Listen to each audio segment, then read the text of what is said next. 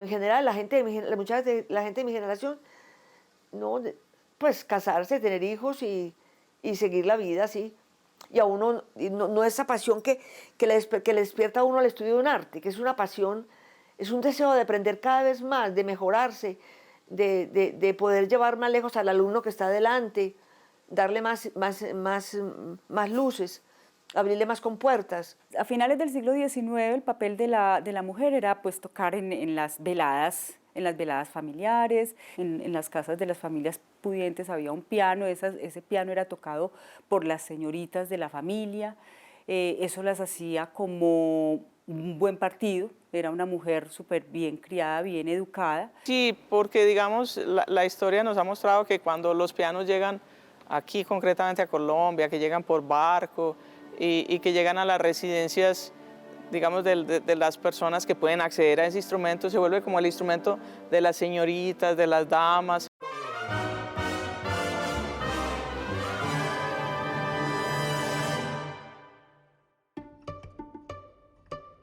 Se vuelve muy común que las mujeres pues, tocan el piano y además de sus labores domésticas le dedican algún tiempo a ese instrumento. Entonces la música de salón se vuelve muy importante en la sociedad y son las mujeres principalmente las que responden por eso. Luego pues las mujeres se dedicaban a su hogar después de casarse y no seguían como con su quehacer musical. Era simplemente algo como un atractivo que tenían las familias pudientes.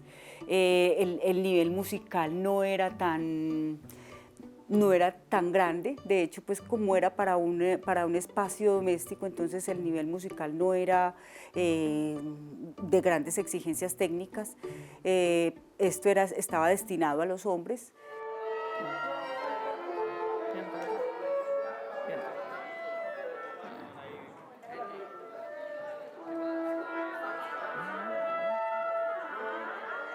Bueno, buenas tardes.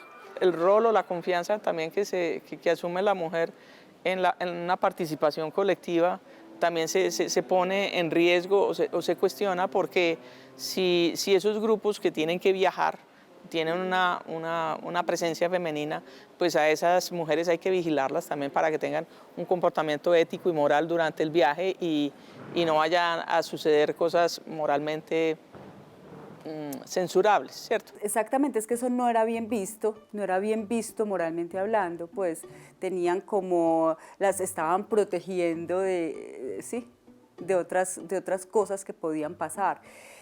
Cosas que pueden pasar como les pasó a algunas artistas, algunas cantantes ya de música popular, que estuvieron pues en las emisoras, en la radio pues, y que estuvieron también en los radioteatros, que tuvieron una participación pues un poco más en escena y más, digamos, en la calle, ¿sí? Que las concertistas o que las mujeres que podían tener acceso a la música, digamos, culta, entre comillas, ¿no? Entonces, claro, se les nombraban chaperonas o se ponía en vigilancia a las mujeres que se contrataban. Y también, normalmente la mujer que tenía que responder por los oficios domésticos o por si tenía bebés, amamantar un bebé o sacar otros permisos y otras cosas, era muy molesto para los directores o para quienes tenían a cargo esas mujeres porque eso descompensa el funcionamiento de cualquier organización. Entonces, también la presencia de la mujer fue reducida por ese tipo de cosas, pero eso ha cambiado. No era bien visto una mujer que estuviera por ahí haciendo giras musicales. Aunque digamos que con la llegada aquí de las compañías de zarzuela, de las compañías de ópera, con estas compañías, entonces llegaban hombres concertistas con sus esposas, estas esposas pues digamos que también extranjeras, daban como otro ejemplo de que la vida podía ser distinta para las mujeres, es como si se les hubiera abierto el mundo o la visión de alguna manera. En la medida que se fue cristalizando mucho más el conservatorio, pues yo estoy hablando de la música, la asistencia de las mujeres a la universidad, ¿cierto? Ya la mujer fue teniendo como una relevancia ya la muchacha no solamente pensaba en casarse, sino en hacer una carrera y luego después el matrimonio o no matrimonio. Ya después empieza como una formación, digamos, de escuelas de mujeres y escuelas de hombres, escuelas musicales de mujeres y de hombres. Los hombres tenían más proyección pública, precisamente porque se podían dedicar más a la música. Las mujeres, una vez llegaban como a cierto nivel, digamos, eran, digamos que se dedicaban, como les dije ahorita, que se dedicaban como a los oficios, y pues a los oficios no, a hacer el papel de esposa, que era pues a lo que estaban destinadas las mujeres, ¿no? Es claro que hay muchas excepciones, pues hay varias excepciones. A uno le tocó que el destino era como casarse y tener hijos, ese era el destino. Pero entonces uno fue tomando más conciencia a la medida que profundizaba más esas cosas, el arte. La necesidad más como de llegar más lejos, como de entender más cosas. Entonces se le abrió mucho más el mundo. Pero eso, en general uno fue una excepción. Yo creo que si miro la historia para atrás, la historia de nuestro país, no la historia, digamos, americana o europea, si miro en nuestro país, los años 50 no eran, digamos, principalmente unos años o una década en donde uno pudiera apreciar la presencia femenina. Yo creo que la presencia femenina se dio muchísimo más tarde, en los 70s o más de ahí para allá, cuando Jacqueline Nova como compositora tiene presencia y otras personas que empiezan a ser visibles ya desde el punto de vista femenino. Hasta los años 80 que se presenta una, digamos que la primera mujer en la banda de la Universidad de Antioquia, trompetista, y luego llega una flautista, o al menos, o están parejitas, llegan en los mismos años, las primeras dos mujeres a la banda de la Universidad de Antioquia.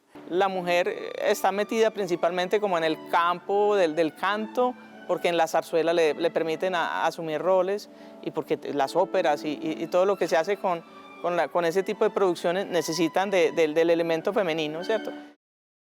Las mujeres se dedicaban más que todo a tocar piano, a cantar, a tocar instrumentos de cuerda, violín, por ejemplo, violín, viola, cello casi no, porque con el cello es otro cuento. Con el violonchelo, pues es que tienen que tocarlo entre las piernas y eso también era, sí, aunque de todas maneras habría alguna que tocara en la casa, pero no era un instrumento muy común dentro de las mujeres.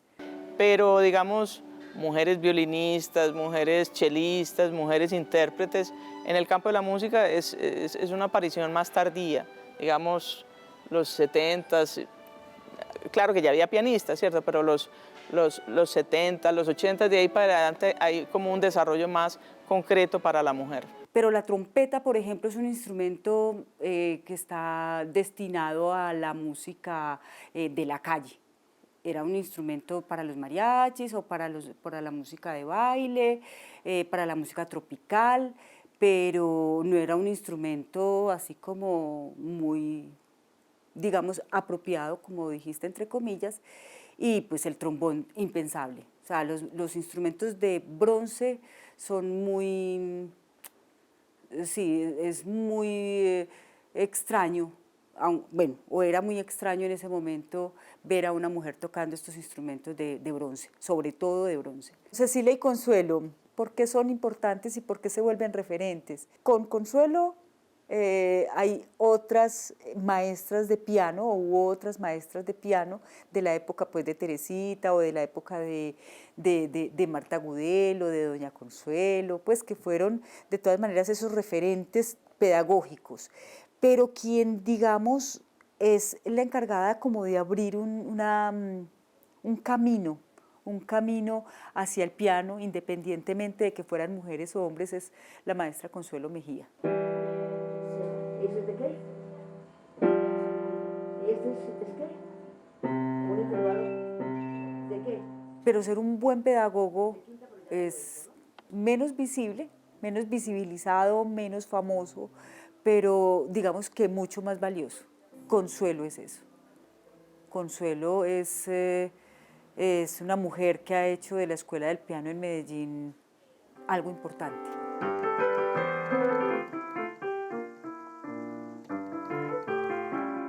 Pianista desde que nací. Siempre el piano ha sido el eje de mi vida. Toda mi vida lo he orientado con relación al piano y me ha ayudado mucho a superar muchos obstáculos en la vida.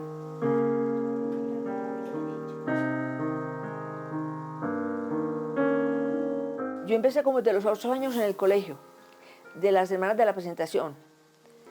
Y luego pasé a María Auxiliadora y mi profesora me dejaba todas las tardes irme a estudiar al piano, porque ella decía, yo sé que usted no se me va a salir del piano. Y me tomaba todas las lecciones de la tarde. Y yo me quedaba todo el tiempo en el piano.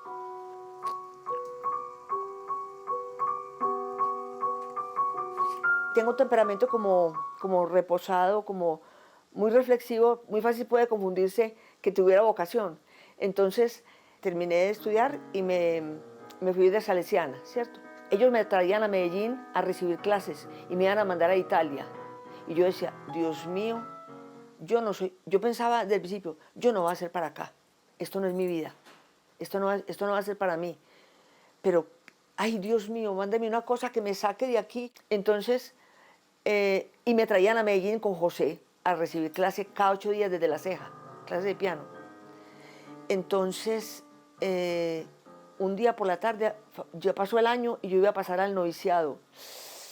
Entonces, cuando yo le escribí una carta a San José, y eso parece mentira, le escribí una carta a San José y le dije, San José, que venga algo tan fuerte que me saque de acá. Muéstrame el camino. Ay, ese día a las 6 de la tarde, era un 19 de marzo. Consuelo Mejía, y yo fui y me metí por allá. No quería que me encontraran.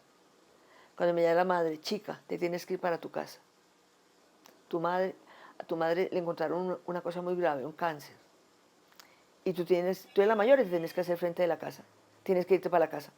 Yo sentí en ese momento, haga de cuenta, como que se me abrió como una luz, una alegría y la tristeza más profunda. Mi mamá se iba a morir. Y encontré ya, yo no era para el convento. Eso no era mi camino.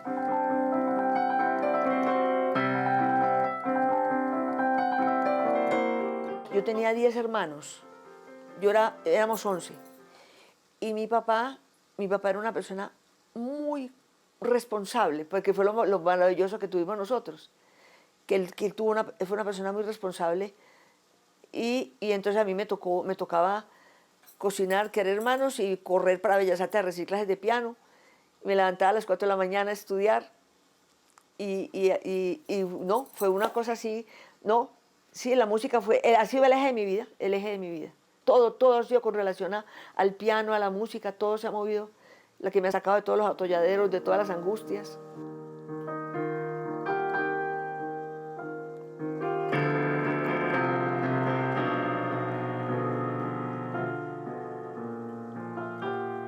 En cierto sentido, a mí la música me liberó, me abrió mucho la mente, el estudio de la música, porque busqué otras cosas, otras disciplinas. Me acerqué al teatro, al cine, a la pintura, ¿cierto? Como para poder cultivarme mucho mejor. Eso se fue como abriendo la compuerta, poco a poco, ¿cierto? Y en la medida que se abría esa compuerta, había más cosas y a uno se le abrieron mucho más perspectivas.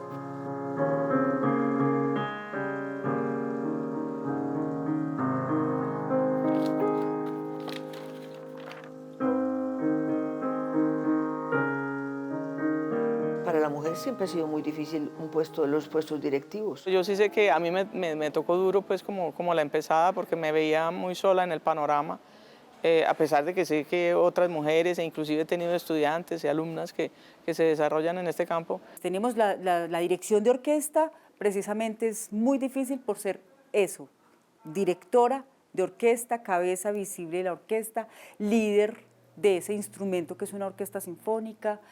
Ese es muy difícil. Yo creo que ahora, aún así, pero siempre el puesto por ejemplo, directora de orquesta es una cosa bastante difícil aquí y en cualquier parte, y todavía.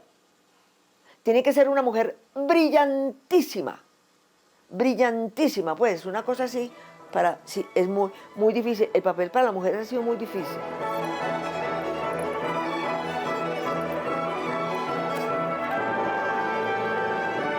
El panorama era muy oscuro para nosotras, aunque, por ejemplo, la Orquesta Filarmónica de Bogotá estuvo dirigida por una mujer peruana, ¿sí? Pero la mujer colombiana, para hacer presencia en el campo de la dirección, yo creo que es una aparición más tardía, y yo considero que ahí me tocó abrir un espacio grande.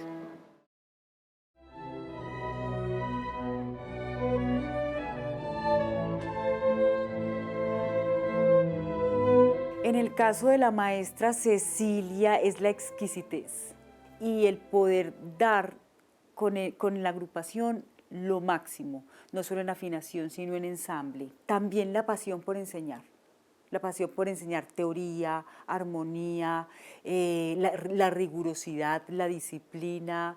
Y ahora pues ella como directora de orquesta pienso que es un referente no solo nacional, sino latinoamericano.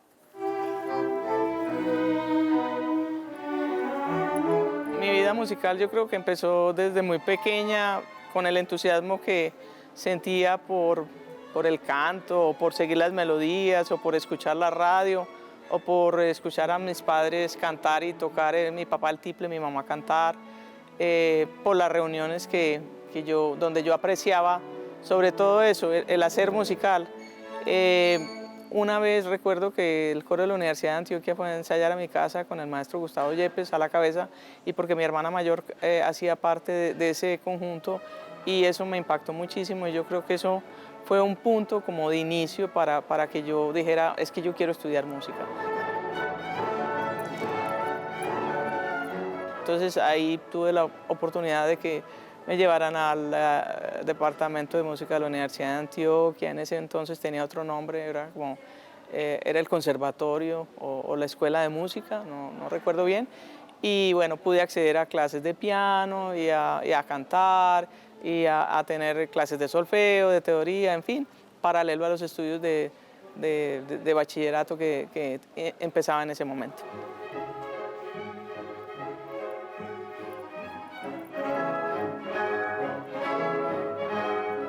Entonces fue como en ese comienzo, y bueno, más adelante ya se dio la opción y el reconocimiento de que yo quería seguir por esa línea. Cuando a mí me tocó ya, pues había una opción muy clara para las mujeres de poder elegir un instrumento, de poder hacer una carrera en el mundo, digamos, sinfónico, o en el mundo artístico, elegir un instrumento. En mi caso yo elegí el piano, y bueno, era normal que en la Universidad de Antioquia fuéramos mujeres a estudiar. No había el veto de antes, digamos, décadas antes, seguramente el veto era grande para las mujeres, pero a mí me tocó un momento mucho más liberal. Sí, es como el final de Francia, que lo siento un poquito acentuado. Tan, no tanto peso. La negra completica, pero no tan, no con el peso, ¿sí entiendes? Como terminación de frase y dejen el silencio. Entonces yo creo que la música misma te va orientando, y cuando te van señalando o te van pidiendo, hey, ¿por qué no te encargas de esto? Entonces tú vas diciendo, ve, yo tengo cierto liderazgo y ciertas ideas que puedo desarrollar, y eso tiene como un impacto positivo. Entonces claro, uno se cree el cuento y dice, yo quiero estudiar esto. Entonces sí, ahí es cuando, digamos, yo siento que el vuelco a la dirección coral, orquestal, ya viene a ser lo mío, y no lo de ser un instrumentista de esos de cubículo y encerrarme 7, 8 horas y después ir a responder por un concierto y no más. Es una vida de mucho sacrificio, muy importante, muy bonita también, pero es distinta a lo que yo elegí, porque lo mío tiene que ver mucho más con comunicarme, con interpretar lo que el autor que en el momento en que estoy estudiando o enseñando es lo que quiere. Entonces es un oficio distinto.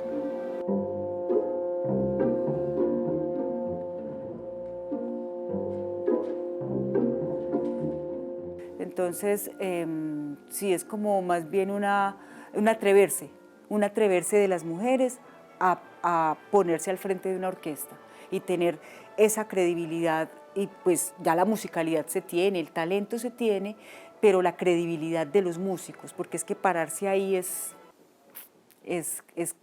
que a vos te tienen que creer, es una cosa que es importantísima.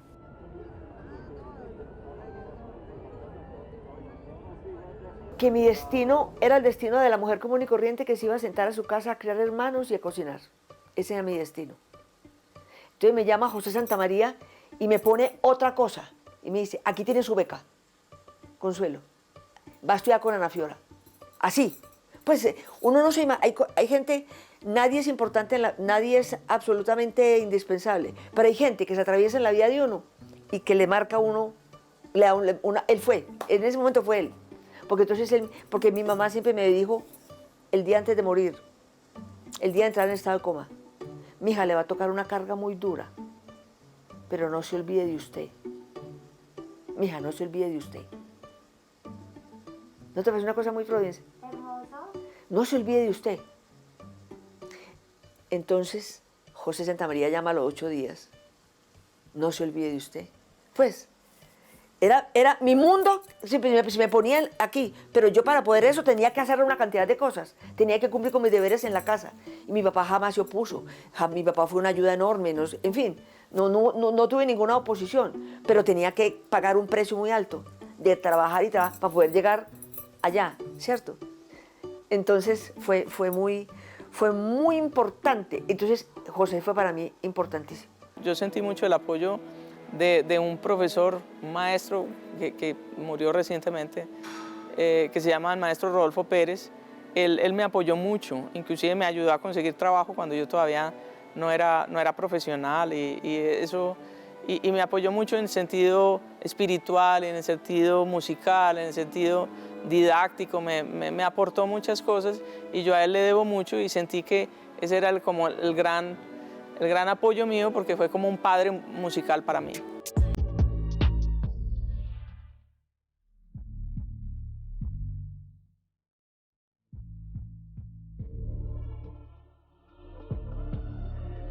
Es tal vez como ese rol o esa posición de credibilidad que pueden tener los hombres en relación con las mujeres.